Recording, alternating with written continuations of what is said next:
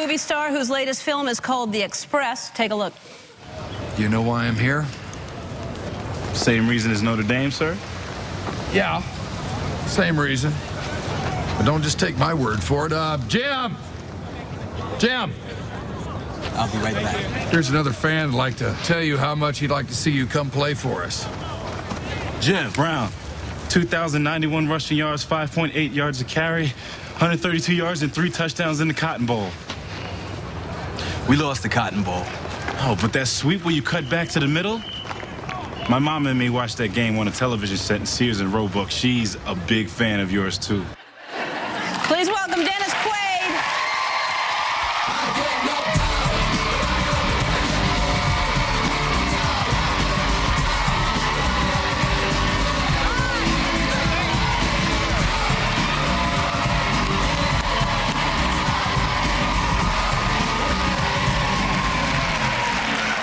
I saw you in, was it GQ magazine? You were doing a kick, like a side kick or something? Yeah. And I didn't even know for sure if it was you. And I was like, I could just tell it was you. You're in great shape.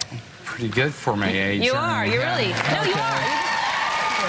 Not just for your age, in general. And I also saw you in Architectural Digest with your beautiful home and your beautiful, those babies. They're great. How old now? They are 11 months. That's why I'm in such good shape. Oh. There's my wife, Kimberly. How gorgeous that little girl is. Oh, she's a doll. She looks like a doll. That's my first little girl, too. I mean, there's such a difference between boys and girls. Right off the bat, it's amazing. Yeah. Yeah, she's walking, and she's going that way, and he's climbing, going that way, and it's just, it's nuts. That must be interesting to have a girl for the first time in your life. Yeah, but they had the verbal skills, all that stuff, and batting the eyes. They got it down right off the bat, right. you know, and when he wants to get something, he just goes, Yeah.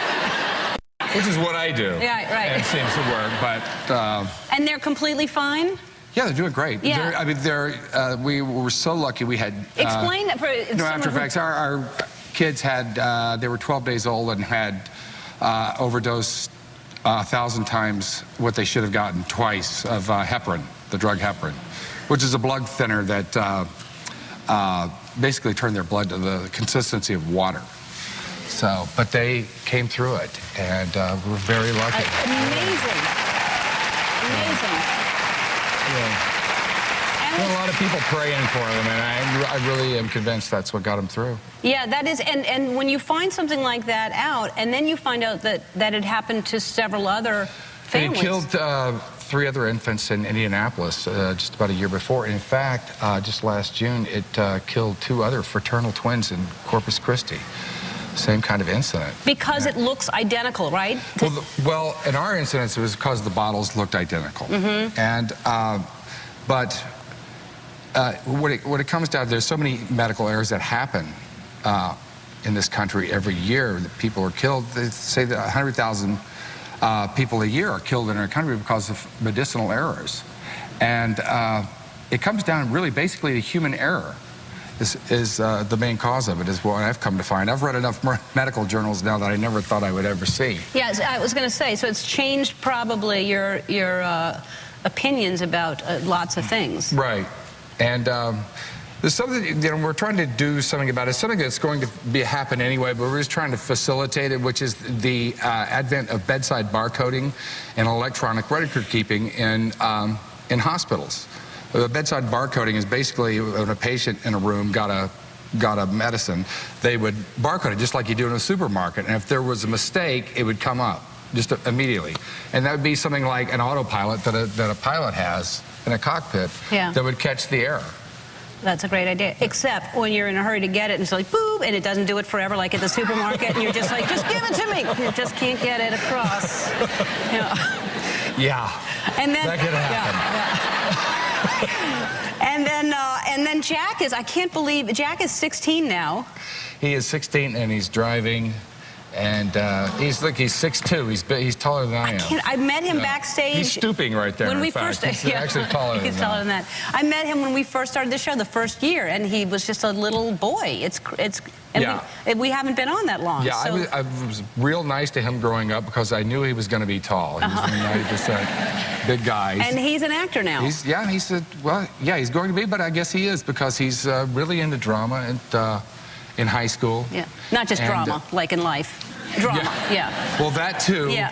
But actually, everybody in my house is into the drama. Yeah.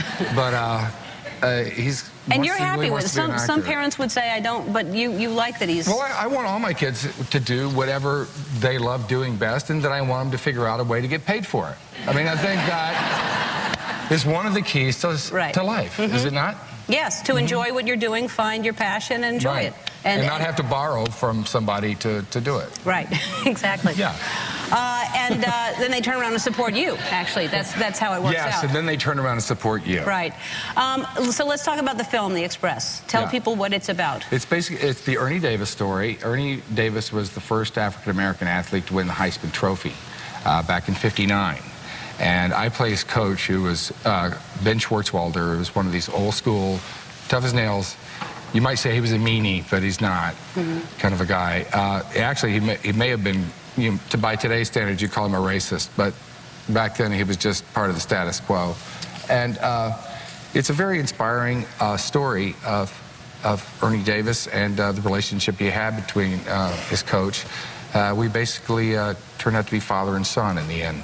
That's great. Yes. That's great. And a lot of women seem to like it because of the emotionality. It's not your typical sports movie. Great. All right, well, here's what we're going to do. This is going to be fun. We have not done this yet on the lot. We're having so much fun here. We're going to send you to Starbucks, which is on the lot. I am going to put, you're going to put an IFB in your ear. I'm going to talk to you. Only you will be able to hear me. It'll have to be implanted, yes. It comes out in like 3 or 4 years. So you will hear me talk to you for the rest of your life. Okay. That'll be good. Yeah. Well, that'll be good. Yeah, it will give be me good. advice. Right. Good.